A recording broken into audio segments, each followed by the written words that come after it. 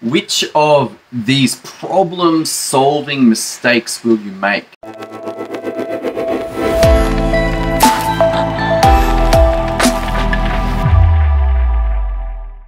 Problem solving is such an interesting and necessary requirement, not just in business, but in life generally. And I want to share a quick story about my adventures in problem solving.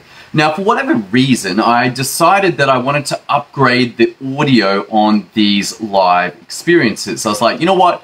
There's one thing that makes a big difference, and that is great audio. So I looked up on YouTube how to get better audio with Facebook Lives, and I discovered a setup. Somebody had taken a bunch of parts and connected their phone to an external microphone. I was like, man, this looks awesome.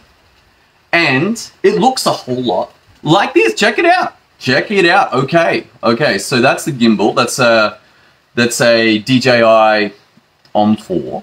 And then coming off that is this little brackety thing, and then this magic arm up to, I believe this is called a Rode video mic or something like that. And then we come to a very interesting part. I'm going to turn this around, and you can see that this part connects to this little cable here. And finally into, this is a Samsung S10. Bought secondhand. Why? Well, because it has a 3.5mm jack. Now, my usual phone, the one that I'm recording this on, is OnePlus 7T Pro. It does not have a 3.5mm jack. The last OnePlus phone, I think, was the 6, maybe the 6T. But the 3.5mm jack is clearly a dying breed, and yet the microphone here has a 3.5mm jack. So I went along when I first got the mic and I plugged it in to my USB to 3.5mm converter, and nothing happened. If you go back, I think we deleted it, but there was actually a Facebook Live where there was no sound because it didn't work.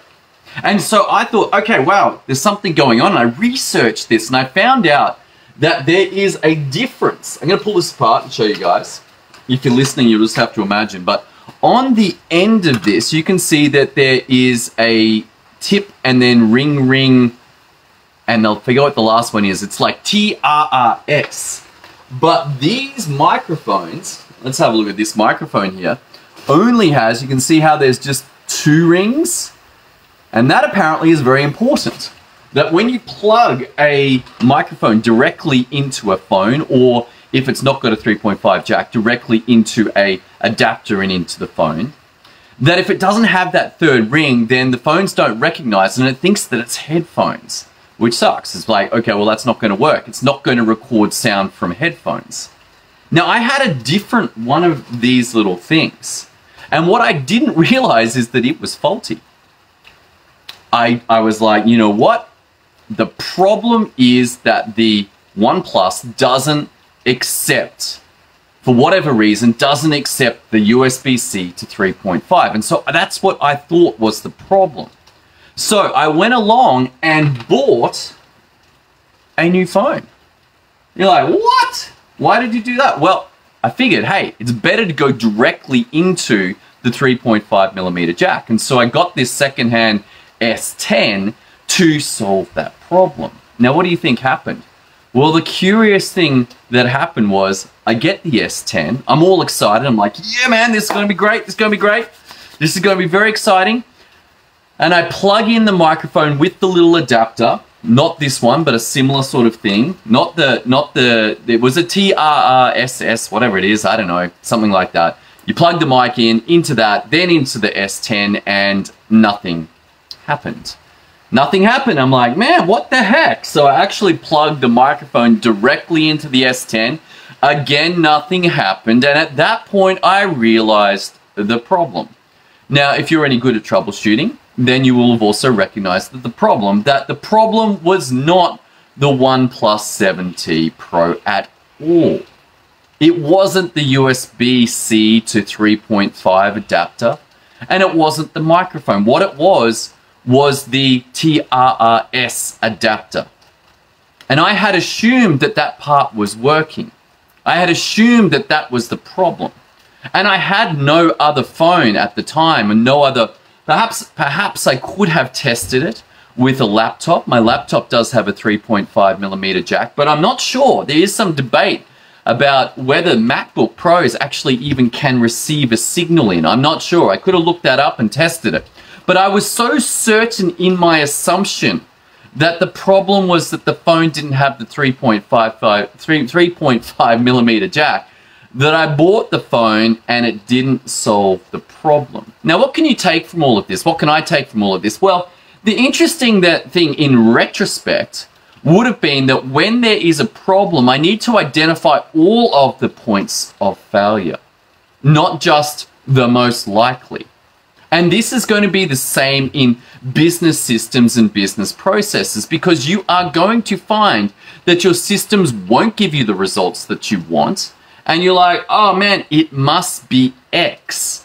But it may not be X. Just like I assumed that it was the phone and not the adapter, and so I spent $600 instead of $8.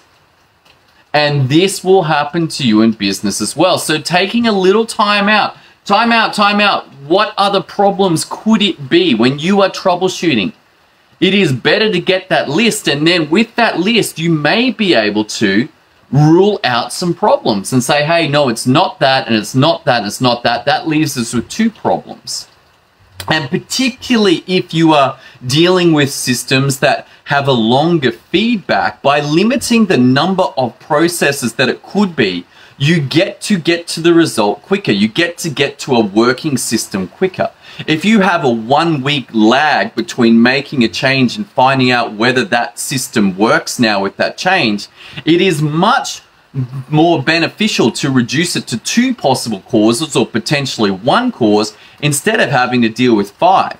Because not only with 5 will it take 5 weeks to get through, you're also assuming that there's only 1 problem. If you've got 5 potential problems, it could be 2 problems, it could be 3 problems. So your efforts at the beginning to identify all of the possible causes of failure in a system, whether it's like a recording system or whether it's a series of business processes that get executed for results, that the quicker that you can identify and rule out some of the potential causes, the quicker you can get to great results.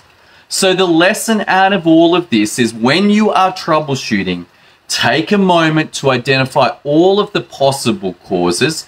Don't make the assumptions, then make the testing or the effort to find out, hey, could it be any of these? Reduce it down to the minimum number of variables and then solve from there. In retrospect, if I had thought about the cable adapter, I probably could have gone on Amazon, ordered the part and had my answer within 2 days instead of the longer term adventure spending $600 too much and finally finding out that that wasn't really the problem at all. All right, that's all I got for you today. From tomorrow, I will be excited to present to you from the S10 with the fancy mic. We'll see whether it makes any difference to the sound. I certainly hope it does. Thanks for joining in today's episode about troubleshooting and the benefits of slowing down to identify all of the causes before you go solving a particular assumption. All right, hope you got a lot of value out of today. If you need help with systems, processes, templates, and getting results from those, then head over to systemio.dev. Look forward to seeing you on tomorrow's episodes. Continue this journey into the power of systems to create results. See you then.